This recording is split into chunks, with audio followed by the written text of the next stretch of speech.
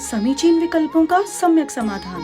सुनिए परम पूज्य श्रमण श्री सुप्रभ सागर जी महाराज के मुखारबिंद से YouTube चैनल सुप्रभ उवाच पर शुभाशीष परम पूज्य श्रमणाचार्य 108 श्री विशुद्ध सागर जी महाराज। सानिध्य श्रमण सुप्रभ सागर जी महाराज, श्रमण प्रणत सागर जी महाराज। पुण्य आर्जक श्रीमती मधुबाला सुरेश चंद जी पाटोदी, बेटी दामाद श्रीमती विनीता अर्पित जी पहाड़िया मंडीदीप, बेटे बहू मोहित अंकिता पाटोदी, रोहित मुस्कान पाटोदी, अभी नैवेद्य जीने भव्य एवं समस्त पाटोदी परिवार। जैन बर्तन भंडार छिंदवाड़ा। ओम नमः सिद्धेभ्य। नमो नमः सत्हितंकराय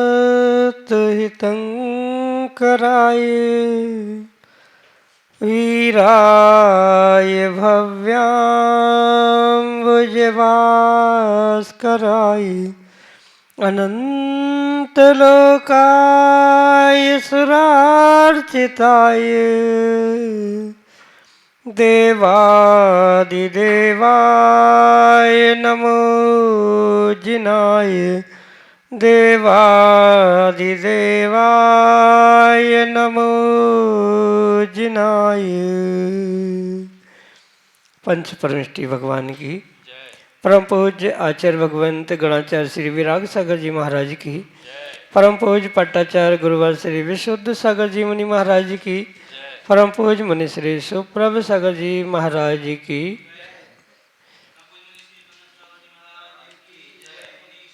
समीचीन विकल्पों का सम्यक समाधान। सम्यक ज्ञान की वह अनूठी विधा जो हमारे अंतरंग को निर्विकल्पता की ओर ले जाने वाली है, क्योंकि मन की निर्विकल्पता ही आत्मा का वास्तविक सुख है। और ऐसे आत्म कल्याण की अनूठी विधा परम पूज्य आचार्य भगवंत गुरुवर विशुद्ध सागर जी महाराज की मंगल सुभाषित से परम पूज्य मुनि श्री सुप्रभ सागर जी महाराज द्वारा प्रतिदिन आपको प्रदान की जाती है। तो आप भी पुरुषार्थ करें और अपना समीचीन विकल्प भेजते हुए परम पूज्य मुनि श्री से उसका सम्यक समाधान प्राप्त करें। प्रारंभ करते हैं आज का सम्यक समाधान। और आज के पहले विकल्प के लिए थड़ौद से नौली मध्य प्रदेश से दिनेश कुमार राठौर महाराज जी के चरणों में बारंबार नमोस्तु निवेदित करते हुए कह रहे हैं कि गुरुदेव, एक मंदिर के बाहर लिखा हुआ था कि संत का हृदय नवनीत के समान होता है। तो संत का हृदय नवनीत के समान होने का क्या आशय है? हमारे समीचीन विकल्प का सम्यक समाधान करते हुए संतों की इस महिमा को अपने मुखारबिंद से बतलाने की कृपा करें। नमोस्तु महाराज जी, नमोस्तु। ओम नमः सिद्धम। परम पूज्य आचार्य भगवान गुरुवर विशुद्ध सागर जी महाराज की, सुप्रभ सागर जी महाराज की। नवनीत यानी मक्खन। जैसे मक्खन नवनीत अंदर बाहर से मुलायम होता है, पौष्टिक होता है, ऐसे ही साधु को उस नवनीत के साथ तुलना करते हुए उनके उस अंतरंग बहिरंग अभिव्यक्ति को स्पष्ट करने का प्रयास किया जा रहा है। क्योंकि जो दिगंबर संत होते हैं, निर्ग्रंथ मुनिराज होते हैं, वह किसी भी प्रकार से किसी जीव को दुख ना हो, कष्ट ना हो, इस उद्देश्य को लेकर सबके प्रति दया करुणा बरसाने का प्रयास करते। और उनकी ये परिणति मात्र दुनिया को दिखाने के लिए बाहर से ही नहीं, अपितु अंतरंग में भी वह उतने ही मुलायम होते हैं जितना कि उनकी बाहर की चर्या जीवों की दया और करुणा के लिए प्राप्त होती। उनका उस मक्खन के भांति, नवनीत के भांति जो सदैव पुरुषार्थ रहता है, क्योंकि मक्खन को आपने देखा होगा कि मक्खन नवनीत मुख में रखते ही पिघल जाता है, गटका जाता है। ऐसे ही किसी भी प्रकार से कोई बाहर का या अंतरंग का कोई भी दिखावा ना करते हुए सहज सरल दिगंबर भेष को प्राप्त करने वाले वे निर्ग्रंथ संत जो होते हैं, वे दया करुणा से ओतप्रोत होते हैं। अंदर से बाहर से उनका प्रत्येक समय जीवों की रक्षा के लिए ही होता है। अंतरंग में स्वयं भी जीव द्रव्य है तो स्वयं भी, और बाहर में भी अन्य जीवों की रक्षा करना, उन पर दया करुणा करना, ये उनका आद्य कर्तव्य। जितने भी व्रत, जितने भी नियम, जो भी संयम वो धारण करते हैं, वे मात्र स्वयं के हित के लिए नहीं अपितु स्वयं के हित के साथ स्वयं के अहिंसा के साथ अन्य जीवों के भी अहिंसा का उपक्रम पूर्ण रूप से 9 कोटि से करते। क्योंकि बाकी जो श्रावक या बाकी जो तथाकथित जीव धर्मात्मा होते हैं वे दिखावे के लिए कुछ और अंतरंग में कुछ ऐसी भिन्न परिणति रख सकते हैं, पर नवनीत या मक्खन जैसे अंदर बाहर मुलायम होता है, सफ़ेद होता है, स्वच्छ होता है, बहुत ही सॉफ्ट या तुरंत मुख में रखते ही पिघलने जैसा है, ऐसी ही चर्या दिगंबर साधुओं की होती है। जहाँ जैसा निमित्त प्राप्त होता है वैसे उस निमित्तों को प्राप्त करने के बाद भी अपने आप को तद्रूप नहीं अपितु अपने आप में पूर्ण रूप से संयम अहिंसा आदि को स्थान देते हुए भी किसी से कठोर शब्द नहीं, किसी के प्रति कठोर परिणाम नहीं, किसी के प्रति कठोर शरीर का कोई भी ऐसा संचलन नहीं होता जिसके कि जीवों की विराधना हो, जीवों को कष्ट हो।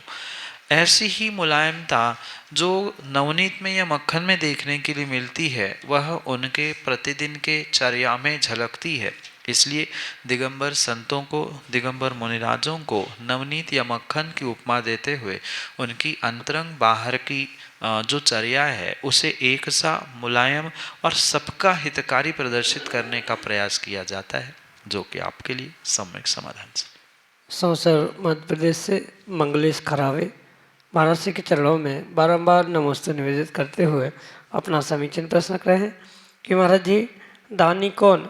जो दान देकर भूल जाए वह दानी, या दान देकर दान याद रखे वह? हमारे समीचीन विकल्प का सम्यक समाधान करने की कृपा करें। नमोस्तु महाराज जी, नमोस्तु। आगम के परिप्रेक्ष्य में सही मायने में दानी वही है जो दान देने के बाद दान को याद रखने की जगह मेरा दान देना कर्तव्य था, मैंने दान दे दिया, मेरा काम हो गया, इस विचार से स्वपर के उपकार के लिए जो कार्य करता है सही मायने में वही दान और वही दानी होता है। आज के परिप्रेक्ष्य में जो देखने के लिए मिल रहा है कि पटियों के लिए या नाम प्रशंसा वाह वाह मंच माला माइक या अन्य भी कोई अपने वर्तमान के इष्ट कार्यों की सिद्धि के लिए किया जाने वाला जो दान है वह सही मायने में दान नहीं है। और ऐसे दान देने वाले को आगम में दानी नहीं अपितु मानी कहा है।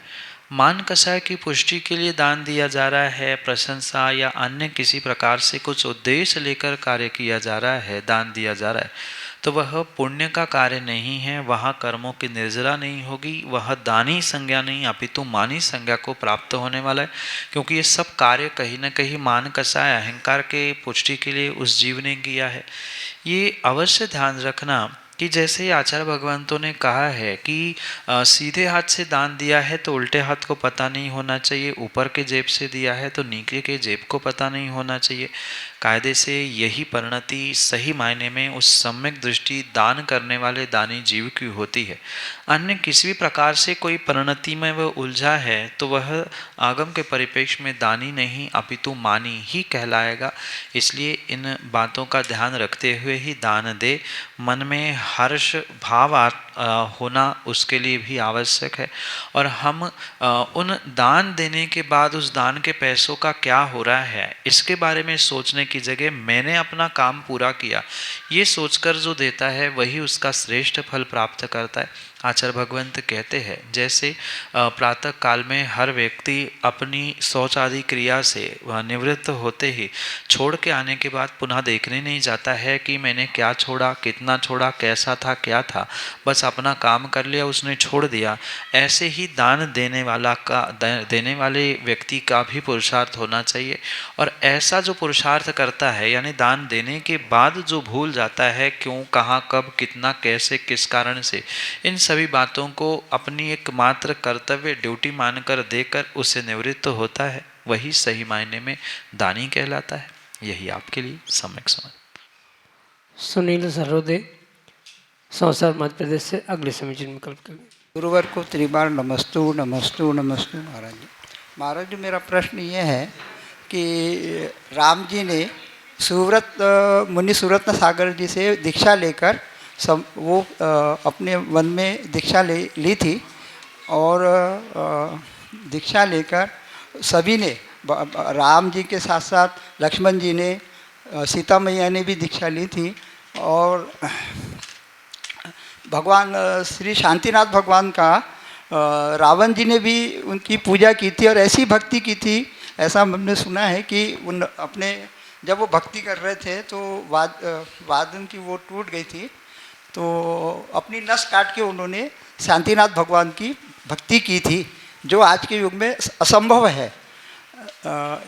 मेरा प्रश्न ये है महाराज जी, जब राम जी ने लक्ष्मण जी ने, हनुमान जी ने, सभी ने हमारे जैन धर्म के तीर्थंकरों की पूजा की है, तो हम अगर आज के युग में उनको भले पूजे नहीं लेकिन सम्मान रूप में अगर पूजे तो उसमें क्या मिथ्यात्व होगा? हमें मिथ्यात्व लगे, ऐसा ये प्रशंका है महाराज। पहली बात तो ये स्पष्ट समझे कि रामचंद्र जी ने मुनिसुरत नाथ भगवान से दीक्षा नहीं ली। उनके काल में वो हुए थे, उनको अपना परोक्ष गुरु मानकर उन्होंने दीक्षा ली थी, पर उनके माध्यम से, क्योंकि तीर्थंकर भगवान किसी को दीक्षा नहीं देते, जो भी उनके समोषण में दीक्षा लेते हैं वो उनको साक्षी मानकर दीक्षा लेते हैं, भगवान किसी को दीक्षा नहीं देते। दूसरी बात, जो उन तीर्थंकर भगवंतों को यानी मुनिसुरत नाथ जैसे भगवान को मानने वाले हुए या अन्य भी उसके पूर्व के 20-22 तीर्थंकर को उन्होंने स्मरण किया था, शांतिनाथ भगवान की भक्ति रावण ने की थी, ये सब कुछ सत्य होने के बावजूद भी भगवान भगवान होते हैं और भगवान के भक्त भक्त ही होते। आज भी बहुत सारे अच्छे भक्त हैं जो तीर्थंकर भगवंतों की, निर्ग्रंथ गुरुओं की बहुत भक्ति करते, पर वे बहुत अच्छे भक्त होने से आप उन्हें भगवान जैसे पूज नहीं सकते। तो चाहे रामचंद्र जी हो या लक्ष्मण, सीता या रावण आदि, कितने ही उन पर्यायों में उन्होंने विशेष रूप से भगवान की भक्ति की, पर जब तक वे श्रावक अवस्था में थे तब तक वे पूजनीय नहीं अपितु सम्माननीय हो सकते। बात ध्यान रखना, जैसे आपके घर के बुजुर्ग लोग होते हैं वे आपके लिए सम्माननीय है, आदरणीय है। सम्माननीय आदरणीय होना भिन्न विषय है, और पूजनीय और परम पूजनीय होना, इसमें जमीन आसमान का अंतर। जो हमारे तीर्थंकर भगवान हैं वे हम आप सभी के लिए परम पूज्य है। पांचों परमेश जी, सच्चे देवशास्त्र गुरु, इन्हें परम पूज्य कहा जाता है। पर जो इनके भक्त है, जिन्हें आगम में आयतन के रूप में कहा जाता है, जो सच्चे देवशास्त्र गुरु को मानते हैं, वे जिनागम में आयतन कहलाते हैं। तो उनको मानना, उनको सम्मानित करना, उनका आदर आदि करना यहाँ तक तो ठीक है, पर उन्हें अगर भगवान मानकर आप पूजने लग जाओगे तो कहीं ना कहीं पर वह मिथ्यात्व के रूप में ही प्राप्त होगा। और आज यही विडंबना देखने के लिए मिल रही है कि जो जिस रूप से उन्हें पूजा जा रहा है वह वास्तविक रूप नहीं है। वितराग सर्वज्ञ प्रभु रामचंद्र जी जिस दिगंबर भेष को, मुनि अवस्था को प्राप्त करते निर्वाण को प्राप्त हुए, उनका उसी प्रकार से पूजना योग्य है। अनेक स्थानों पर रामचंद्र जी की, हनुमान जी की ऐसी वितराग दिगंबर अवस्था की प्रतिमाएं विराजमान हैं, उनकी पूजाएं लिखी गई है। तो उनको उनके रूप में परम पूज्य मान रहे हैं तो कहीं दोष नहीं है, पर उनको गृहस्थावस्था के रूप में बहुत अच्छा काम किया, बहुत अच्छी भक्ति की थी, इस अपेक्षा से पूजा जाएगा तो वो उचित नहीं है। रावण की बात तो कहने की आवश्यकता नहीं, वो कितने ही शांतिनाथ भगवान के प्रबल प्रचंड भक्त क्यों ना हो, पर कहीं ना कहीं थोड़ी सी भूल के कारण वर्तमान में वो नरक में है। और इतना ही नहीं, भविष्य में वे तीर्थंकर भी बनने वाले हैं। तो बनने वाले तीर्थंकर है, इस अपेक्षा से उनको हम सम्मान दे सकते हैं, या भविष्य के तीर्थंकर के रूप में उस पर्याय को प्राप्त करने पर, या वर्तमान में उस जीव को हम पूजा कर सकते हैं, उनको पूजनीय मान सकते हैं। पर जैसे तीर्थंकर भगवान को हम वर्तमान में पूज्य मानकर उनकी पूजा आराधना कर रहे हैं, ऐसे उनको, यानी रावण को, क्योंकि वर्तमान में नरक में है, उस अपेक्षा से उसे पूजा जाना या उसे सम्मान देना उचित नहीं है। इन बातों का विवेक रखते हुए ही इनको किस प्रकार से आदरणीय, पूजनीय, सम्माननीय और फिर परम पूजनीय मानना है, इसका अंतर समझते हुए ही इनका निर्णय किया जाना चाहिए। यही आपके लिए सम्यक समय। शुभ जैन ईसु टीकमगढ़ मध्य प्रदेश से अगले से दोनों गुरुदेव के चरणों में बारंबार नमोस्तु नमोस्तु नमोस्तु। गुरुजी, मेरा प्रश्न है, अहंकार किसे कहते हैं और ये कितने प्रकार के होते हैं? नमोस्तु महाराज जी। अहंकार जो व्यक्ति का सबसे बड़ा शत्रु है, वह मात्र शब्दों में समझने योग्य नहीं, अपितु व्यक्ति के अपने स्वयं के परिणाम परिणति से समझने योग्य कहा जाता है। और उनके अगर प्रकार कहे तो अहंकार के प्रकार किसी अल्प संख्याओं में नहीं, अपितु व्यक्ति के जिस प्रकार के मान कसाय के परिणाम हैं वे सब कुछ अहंकार के रूप में ही कहा जाता है।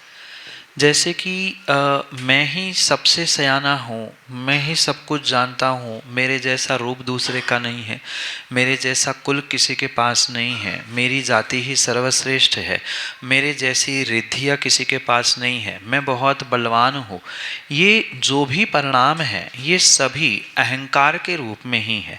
जो मान कसाय के रूप में कहे जाते हैं, मान कसाय का अर्थ होता है कि जो अपने आप को असलियत से दूर करते हुए सत्य को मानने नहीं देता है, वही मान कसाय कहलाती है। क्योंकि ऐसा कहा जाता है, व्यक्ति मान जाए तो उसकी मान चली जाए, पर वह मानता नहीं है, कारण मान कसाय अंदर कहीं ना कहीं बैठे।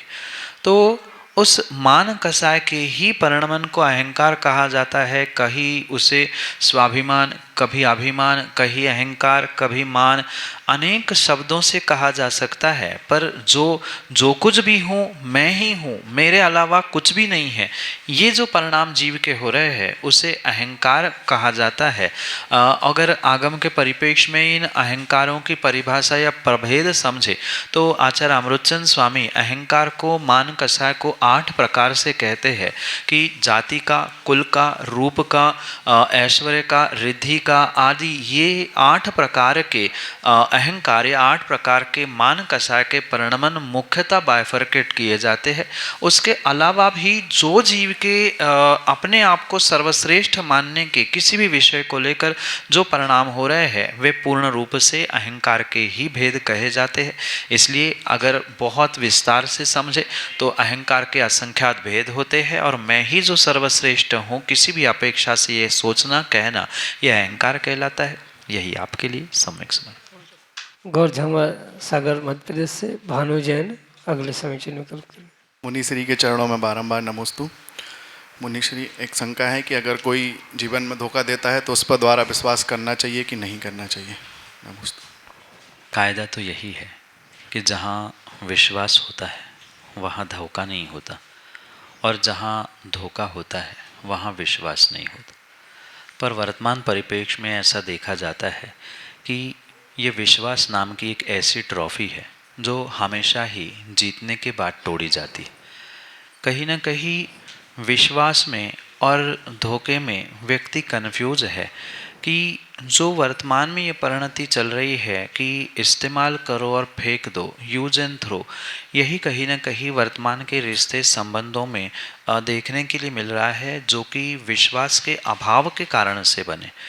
एक बात स्पष्ट रूप से सभी को समझने की आवश्यकता है कि जिन संबंधों में, जिन रिश्तों में किसी भी प्रकार से आपको थोड़ी सी भी अगर किसी सफाई मांगने की अपेक्षा से या सफाई देने की अपेक्षा से कोई अपील समझ में आ रही है तो वहाँ पक्का मानना कहीं ना कहीं आने वाले समय में आपको उन विश्वास के संबंधों में भी धोखा होने की बिल्कुल संभावना है। इसलिए ऐसे इन व्यक्तियों से जहाँ हमारा उनके प्रति विश्वास था और उन्होंने हमें धोखा दिया है, तो आगे ये बात ध्यान रखें कि कितना ही आप प्रयास कर लेना उस विश्वास को पुनः जोड़ने का, पर वह अफेक्शन, वह अटैचमेंट उस संबंधों में कभी रह नहीं सकती जहाँ एक बार धोखा हो चुका है। क्योंकि एक बार टूटा हुआ धागा आप कितनी ही समझदारी से उसे बहुत छोटी सी गठान से भी एक करने का प्रयास कर लेना, पर जब जब उस धागे से से हाथ फेरा जाएगा तब तक गटान पे हाथ लगते ही याद होगा कि ये धागा टूटा है। ऐसे ही संबंधों में जब भी आप विश्वास के साथ भी पुनः आगे बढ़ेंगे, धोखे को नज़रअंदाज करके भी आगे बढ़ेंगे, पर जब जब पुनः पुनः वह स्मरण आएगा या पुनः वह रिश्ता सामने आएगा, कहीं ना कहीं वह गठान जो धोखे की प्राप्त हुई थी वह याद आएगी। इसलिए ऐसे संबंधों से बहुत दूर रहना ही समझदारी है। जहाँ विश्वास के संबंधों में किसी प्रकार से अगर पूछताछ की या किसी प्रकार से सफाई की बदबू आ रही है, ऐसे संबंध लंबे समय तक ना चलाए, यही समझदारी है। और जहाँ धोखा मिला है वहाँ भी पुनः विश्वास करने की योग्यता व्यक्ति ने खो दी है। इसलिए ऐसे विश्वास के संबंध भी क्यों ना हो, पर उन्हें धोखे की ही लिस्ट में रखकर उनसे दूर रहकर अपनी समझदारी का परिचय देने का प्रयास करें। यही आपके लिए सम्यक संगीता जैन, लोधीखेड़ा, मध्य प्रदेश से अगले समीचीन विकल्प। महाराज जी, मेरा प्रश्न है, भगवान की वाणी खिरती है, फिर झेलते हैं गणधर जी और फिर आचार्य श्री लिखते हैं, तो वो किस टाइप से होती है, यही समझना है हमको। भगवान तीर्थंकर स्वामी को जैसे ही केवल ज्ञान की प्राप्ति होती है, क्योंकि केवल ज्ञान की प्राप्ति होते ही उनके मुख से नहीं अपितु सर्वांग से वाणी निकलती। अगर मुख से निकलती तो वह कहते हैं, बोलते हैं, सुनाते हैं, ऐसा कहा जा सकता है। पर सर्वांग से यानी मुख बंद होने पर भी सर्वांग से ओंकार निकलता है।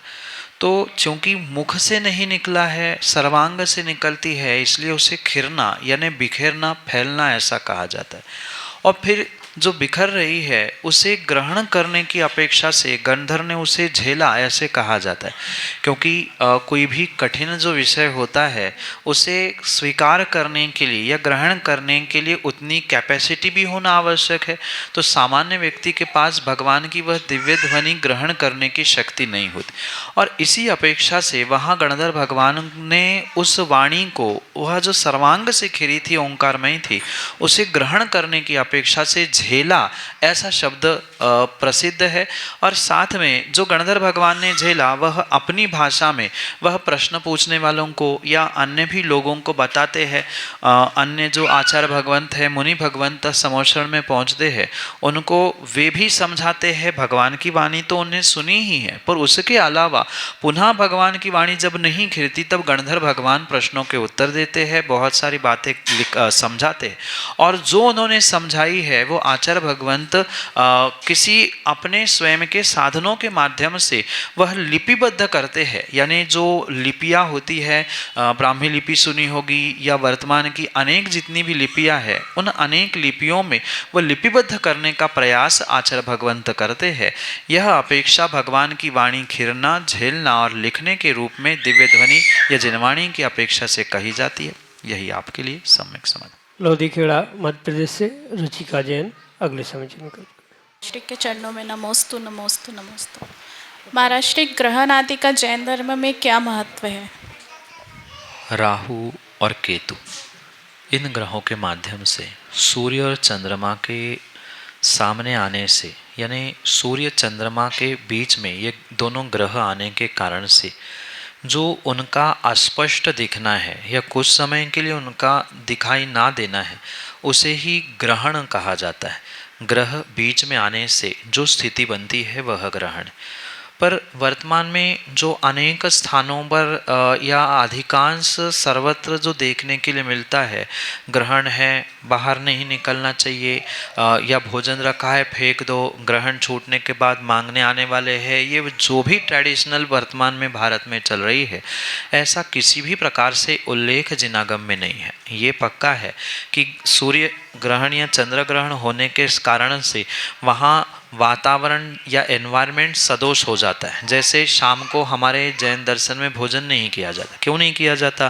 क्योंकि वहाँ अंधेरा होते ही जीवों की उत्पत्ति होती है, और जहाँ ग्रहण होता है वहाँ प्रकाश कम हो जाता है, और प्रकाश कम होते ही जीवों की उत्पत्ति होना प्रारंभ होती है। तो उस समय में भोजन बनाना, उस समय में भोजन करना आदि पूर्ण रूप से निषेध को प्राप्त है। पर जैसे ये देखा जाता है कि दान छूटने पर मांगने आते हैं, घर की बहुत सारी सामग्री अलग भी की जाती है, ऐसी कोई भी व्यवस्था नहीं है, वह सदोष समय है। पर इस समय में जिनागम की अपेक्षा से महत्व समझे तो कोई मंत्र सिद्धि करनी है, कोई विशेष कार्य करना है जो आपको मंत्र यंत्र तंत्र आदि से संबंधित है, भगवान की आराधना करना, पूजा पाठ करना, इसमें किसी भी प्रकार से कोई निषेध नहीं है। जबकि मंत्र विद्याओं में तो ये काल सबसे सर्वाधिक श्रेष्ठ महत्वपूर्ण कहा जाता है।